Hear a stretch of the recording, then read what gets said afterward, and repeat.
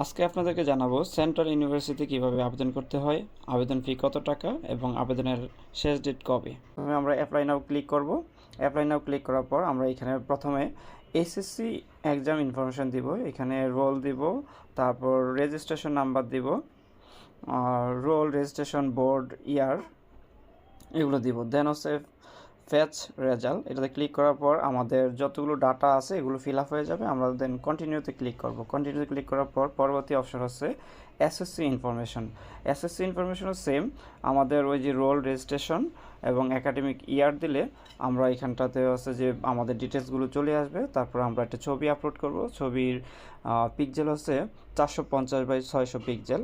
যদি আমরা সেই ছবিটি এখানে দিতে চাই, আমাদেরকে আগে থেকে ওই পিক্সেল অনুসারে ছবিটি রিসাইজ করে নিতে হবে। তারপর হচ্ছে আমরা ইউনিট সিলেকশন করব। তো এটা খুবই গুরুত্বপূর্ণ একটা বিষয়, আমরা আসলে কোন ইউনিট সিলেক্ট করব এখানটাতে। তো আমরা যারা হচ্ছে যে পূর্বে মানবিক থেকে পড়াশোনা করে আসছে তাহলে আমরা মানবিক সিলেক্ট করব, যারা বিজ্ঞান থেকে পড়ে আসছে তারা বিজ্ঞান সিলেক্ট করব, আর যারা ব্যবসা শিক্ষা থেকে পড়ে আসছে তাহলে ব্যবসা শিক্ষা সিলেক্ট করব। কোনোভাবেই আমরা অন্য ইউনিটে সিলেকশন দিব না, তাতে করে আমাদের জটিলতা হবে। তাদের নির্দেশনা বলা হয়েছে যে যে যে ডিপার্টমেন্ট বা গ্রুপ থেকে পড়ে আছে তাকে সেই ইউনিট সিলেক্ট করতে হবে। তারপর হচ্ছে প্রোফাইল ক্রিয়েশন, আমাদের অল ওকে হলে আমরা এখান থেকে হচ্ছে ফাইনাল সাবমিট করব।